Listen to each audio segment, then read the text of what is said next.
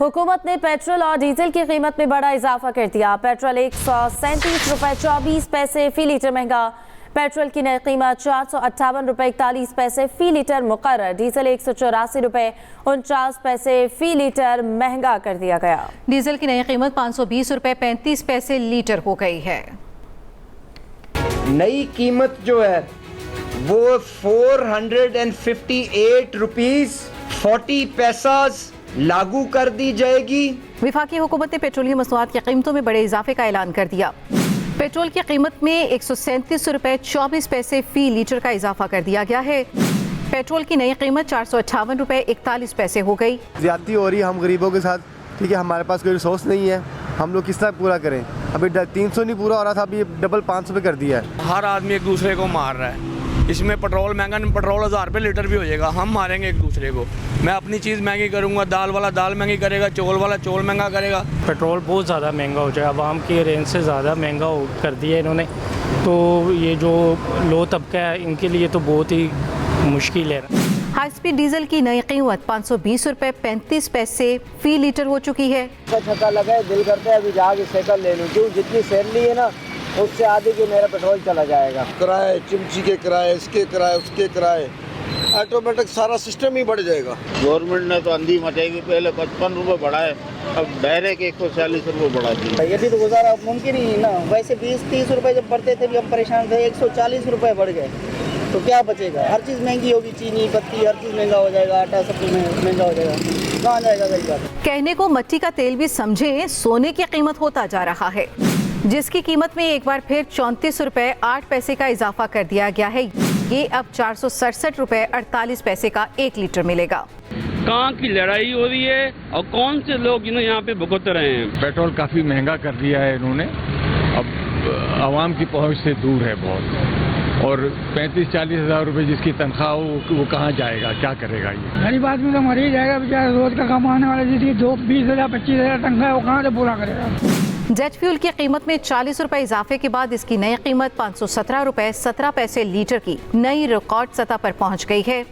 दूसरी जानिब हुकूमत ने पेट्रोल पर लेवी में 55 रुपये फी लीटर इजाफा कर दिया। पेट्रोल पर लेवी बढ़कर 160 रुपये 61 पैसे की बुलंद तरीन सतह पर पहुंच गई। हाई ऑक्टेन पर लेवी 305 रुपये 37 पैसे, मट्टी के तेल पर 20 रुपये 36 पैसे, जबकि लाइट डीजल पर 15 रुपये 84 पैसे फी लीटर कर दी गई है। पेट्रोलियम की दरामदी कीमत और टैक्सों की तफसील सामने आ गई। ज़राए के मुताबिक दरामदी पेट्रोल की अदायगी 279 रुपये 29 पैसे एक्सचेंज रेट पर हुई। पेट्रोल पर लेवी 160 रुपये 61 पैसे फी लीटर डीजल पर ख़त्म कर दी गई। पेट्रोलियम मसनूआत पर GST नहीं लगाया गया। कस्टम्स ड्यूटी पहले से आयद। पेट्रोल 217 रुपये 27 पैसे, डीजल 496 रुपये 97 पैसे फी लीटर दरामद किया जा रहा है।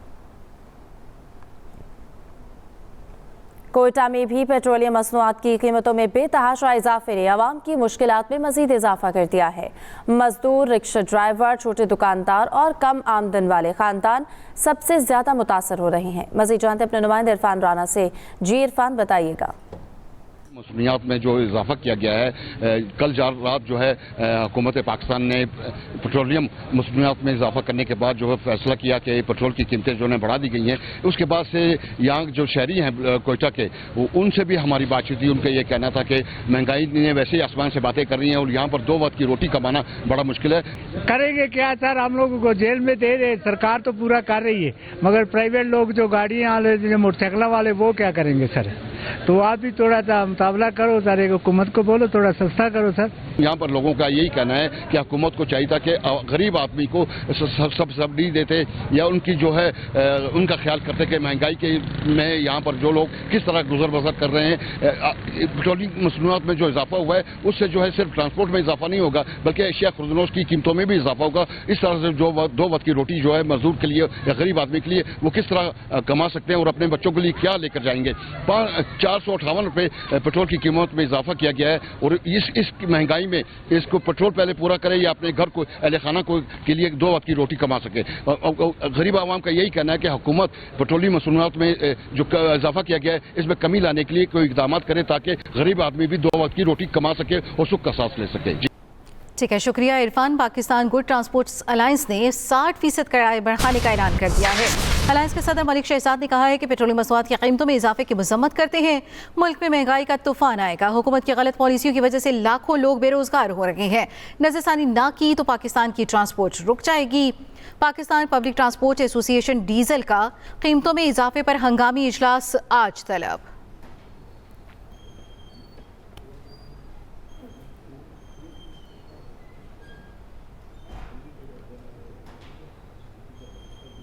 पेट्रोल और डीजल की कीमत में होशरुबा इजाफा अवाम का पारा हाई। शहरी कहते हैं पहले ही महंगाई ने जीना मुश्किल कर रखा है।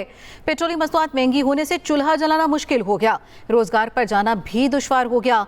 तनख्वाहें और आमदन वही हैं, लेकिन अखराजात कई गुना बढ़ चुके हैं।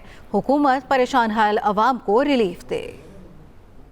इनको ये करना चाहिए कि गरीबों का एहसास हो। ये तो गरीबों की जान निकालने वाला काम कर रहे हैं। ना कहीं जा सकते हैं ना कहीं आ सकते हैं। अब जाहिर बात है, अब साइकिल लेते हैं, साइकिल भी 50,000 की हो गई है। गरीब आवाम का ख्याल करें, जिसकी 40,000 सैलरी है वो कहाँ से इतना महंगा पेट्रोल डलवाएगा। 460 वो मेहरबानी कर 200 से कर, कोई मेहरबानी कर, सारे घर रोटी नहीं पकती था कि रफड़ को आए खड़े। बंदा खाना खाए या पेट्रोल डाले, इसमें इतना पेट्रोल महंगा हो गया ना। 460 रुपये लीटर पेट्रोल है। 1 लीटर कितना करेगा? 10 से 15 किलोमीटर करेगा। 10 से 15 किलो सवारी किराया भरती नहीं है। महंगाई इतनी कर दी है कि आम बंदे की ज़िंदगी तो बिल्कुल ही तबाह कर दिया। पेट्रोल बहुत ज़्यादा महंगा हो जाए, आवाम की रेंज से ज़्यादा महंगा कर दिया इन्होंने। पेट्रोल तो इन्होंने पिछला खरीदा है, नवा तो खरीदिया कोई नहीं हाल तक। पेट्रोल ना नवी कोई शिपमेंट आई है ना दी, पुराने रेट से लैके तो नवे रेट से गरीबों का खून चूस बने। पेट्रोल महंगा हुआ है, हुकूमत को ख्याल करना चाहिए। जंग जो सी ईरान में हो रही है, पाकिस्तान में नहीं हो रही। ठीक है, ये हमारे साथ ज्यादती हो रही है अवाम के साथ। क्योंकि दाल लेने के लिए पैसे नहीं, तनख्वाह कितनी है? 30,000 रुपया है। 30,000 में गुजारा ही नहीं होता। आम आदमी, दिहाड़ीदार आदमी, अगर 1500 रुपये दिहाड़ी है उसकी, शाम तक तो 30-35,000 रुपये जो उसका घर का बिजली का बिल, घर का खर्चा, वही पूरा होता है। आप कह रहे हो कि हमारे पास स्टॉक 1 महीने का पड़ा हुआ है, तो पेट्रोल क्यों महंगा हो रहा है? दूसरी बात कि आप कह रहे हो कि हमें अपने हरमत से कोई पाबंदी हम पे नहीं है। जब पेट्रोल आपके मुल्क में आ रहा है तो फिर क्यों महंगा हो रहा है? पेट्रोलियम मसनूआत की कीमतों में होशरुबा इजाफा। कौमी असम्बली में अपोजिशन का शदीद एहतजाज। एजेंडे की कॉपियां फाड़ कर फेंकती अपोजिशन अरकान ने स्पीकर डाइस का घेराव कर लिया। नारेबाजी, अपोजिशन का बात करने की इजाजत देने का मुतालबा। डिप्टी स्पीकर गुलाम मुस्तफ़ा शाह ने कहा, वक्फा सवालात के बाद नुक्ता तराज लूंगा। JUI रुकन नूर आलम खान बोले, आप PP से ताल्लुक़ रखते हैं, आप तो महंगी पेट्रोलियम मसनूआत पर बात करने दें। अपोजिशन रुकन जुनेद अकबर खान ने कहा कि इस नाअहल हुकूमत को पाकिस्तान पर मुसल्लत किया था। रात को आपने देख लिया, मुसल्लतशुदा हुकूमत ने अवाम पर पेट्रोल बम फेंक दिया। जुनेद अकबर की तरफ से एक इदारे के खिलाफ बात करने पर डिप्टी स्पीकर बरहम कहा, अगर आप इस तरह इदारों के खिलाफ बातें करेंगे तो मैं इजलास ही नहीं चलाऊंगा। डिप्टी स्पीकर ने कौमी असम्बली का इजलास पीर की शाम 5 बजे तक मुलतवी कर दिया। अपोजिशन अरकान ने स्पीकर जायज के सामने अपना इजलास शुरू कर दिया। पेट्रोलियम मसनूआत की कीमतों में होशरुबा इजाफा। कौमी असम्बली में अपोजिशन का शदीद एहतजाज। एजेंडे की कॉपियां फाड़ कर फेंक दी।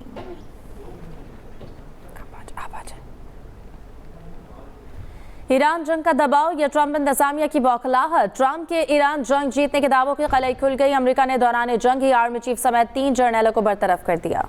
ईरान जंग का दबाव या ट्रंप इंतजामिया की बौखलाहट। अमरीकी तारीख में पहली बार जंग के दौरान आर्मी चीफ समेत 3 जर्नैलों को बरतरफ कर दिया गया। अमरीकी वजीर जंग के तर्जमान शॉन पांडियन ने एक्स पर पैगाम में बरी फौज के सरबराह जनरल रैंडी ए जॉर्ज की रिटायरमेंट का ऐलान किया। वजीर जंग पिट हिक्सेट के तर्जमान ने लिखा, जनरल रैंडी ए जॉर्ज फौरी तौर पर आर्मी चीफ ऑफ स्टाफ के ओहदे से रिटायर्ड हो गए हैं। जनरल जॉर्ज की दहाइयों पर मुहीत खिदमत पर उनका शुक्रिया अदा किया जाता है और उनके लिए नेक ख्वाहिशात हैं। अमरीकी वजीर जंग ने अपने तर्जमान की ट्वीट को शेयर भी किया। जनरल क्रिस्टोफर लानीव को कायम मुकाम आर्मी चीफ ऑफ स्टाफ मुकर्रर किया गया है। अमरीकी मीडिया के मुताबिक फौज के training commander general David Hodne और chief of chaplains corps major general William Green junior को भी ओहदों से हटा दिया गया है। फौज के चैप्टन कॉर्प्स का मकसद जमाना जंग या अमन में फौजियों को मजहबी रहनुमाई और इखलाक की हिमायत फराहम करना है।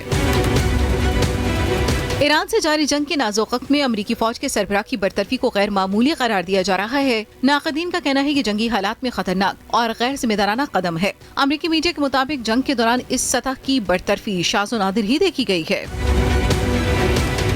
अमरीकी फौज के बरतरफ सरबराह जनरल रैंडी जॉर्ज एक तजर्बाकार फौजी अफसर थे जिनकी मुद्दत मुलाजमत 2027 तक थी। पेंटागन ने इन बरतरफियों की कोई वाज़ेह वजह नहीं बताई, जिस पर सवालात उठ रहे हैं कि आखिर जंग के दौरान अस्करी क़यादत में हलचल क्यों पैदा की गई। रिपोर्ट्स के मुताबिक अमरीकी वजीर जंग पहले भी पेंटागन में बड़े पैमाने पर तब्दीलियां कर चुके हैं। उन पर इल्जाम है वो जाती पसंद और नापसंद की बुनियाद पर आला फौजी अफसरों को हटा रहे हैं। नाक़दीन के मुताबिक बरतरफियां ट्रंप इंतजामिया की बौखलाहट, अंदरूनी बेचैनी और जंगी दबाव की अक्कास हैं।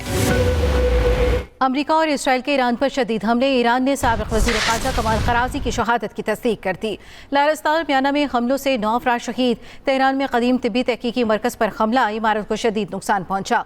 तेहरान में रिहायशी इलाकों पर भी बमबारी की गई। ईरानी वज़ीर ख़ारजा अब्बास अराग़ची कहते हैं शहरी इंफ्रास्ट्रक्चर पर हमलों से ईरान हथियार नहीं डालेगा। हर तबाह इमारत और पुल को पहले से कहीं ज़्यादा मजबूत बनाएंगे। जो कभी बहाल नहीं हो सकेगी वो अमेरिका की मजरूह साख है। ईरानी फौज के सरबराह का फौज को अलर्ट रहने का हुक्म। अमेरिका और इसराइल पर तबाहकुन हमलों का भी ऐलान। ईरानी आर्मी चीफ ने ऑपरेशन हेडक्वार्टर को दुश्मन की नकलो हरकत पर नजर रखने की हिदायत कर दी।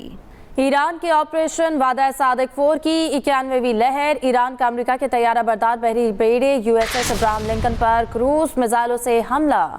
ईरानी बहरिया ने क़ेशम जजीरे पर दुश्मन का लड़ाका तैयारा भी मार गिराया। इसराइल के मुख्तलिफ शहरों पर भी ईरानी हमले। पिटा तिकवा समेत कई इलाकों में धमाके, आग भड़क उठी। इसराइली दिफाई निज़ाम हमला रोकने में नाकाम रहा। पाकिस्तान ने इनकलाब का खित्ते में अमरीकी और इसराइली 7 अड्डों को निशाना बनाने का दावा। उर्दन के रिस्क फौजी अड्डे पर भी ड्रोन से हमला।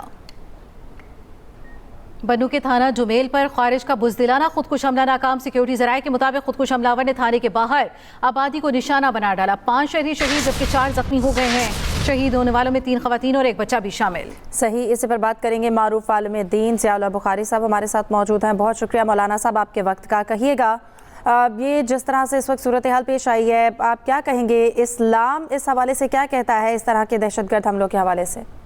बिस्मिल्लाहिर्रहमानिर्रहीम। यकीनन सबसे पहले तो मैं समझता हूँ कि हमें पूरी कौम को इंतहाई अफसोस और काबिल मजम्मत ये अमल है कि नहते शहरियों के ऊपर जिस अंदाज में फितना खवारिज और फितना हिंदुस्तान हमारे मासूम उस पाकिस्तानी शहरियों को निशाना बना रहे हैं, इसकी जितनी मजम्मत की जाए कम है। और यकीनन खुदकुश हमले इसके हवाले से इस्लाम की तालीमात बिल्कुल रोज़े रोशन की तरह अय्या हैं कि इस्लाम ने अपनी जान को ख़त्म करना इसको इस्लाम में हराम करार दिया है। और खुदकुश हमले इसके हवाले से हमारे आइम्मा, हमारे इस्लाफ, हमारे उलमा इकराम का बड़ा वाज़ेह मौक़िफ़ है कि इस्लाम में जब अपनी जान ख़त्म करना जो है ये हराम है और उसके साथ साथ आप दूसरों की जानों को निशाना बना रहे हैं, वो भी मासूम मुसलमान पाकिस्तानी शहरी जो हैं उनको निशाना बनाना, इस्लामी रियासत के ऊपर हमला आवर होना, ये कतन इस्लाम में इसकी कोई गुंजाइश मौजूद नहीं है। यकीनन ये उन्हीं का शाखसाना है जो किसानी बिली खम्बा नोचे का मुतरादिफ जो हमारा अज़ली दुश्मन है, ये भारत जो है इसने हमेशा प्रॉक्सी वार का हथियार जो है उसको इस्तेमाल किया है।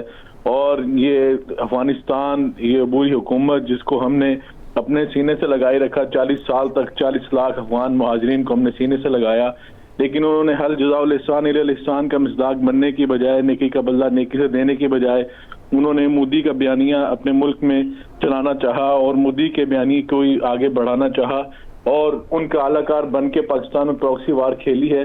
और यकीनन ये हमारे फील्ड मार्शल जनरल हाफिज आसिम मुनीर साहब की क़यादत में जो हमने एक अजीम फतह बुनियान मरसूस में हासिल की थी, उसके अंदर तारीखी तौर पर इसको जो शिकस्त हुई है ये उसी का शाखसाना है कि ये प्रॉक्सी वार करते हुए फितनल खवारिज की तरफ से ये हमारे मुल्क को निशाना बनाया जा रहा है। इसकी कतन मैं समझता हूँ कि पूरी कौम बल्कि तमाम उलमा, तमाम मजहबी जमातें, तमाम दीनी कुव्वतें इसकी भरपूर मजम्मत करती हैं। और हम ये वादे तौर पर ऐलान कर देना चाहते हैं कि ये छोटे छोटे जो वाक़यात हैं ये यकीनन हमारे जो शुहदा हैं इनका खून रायगा नहीं जाएगा, इनके खून से इनकलाब आएगा। बिल्कुल, बहुत शुक्रिया मौलाना साहब, मौलाना ज़ियाउल्लाह बुखारी साहब आपके वक्त का।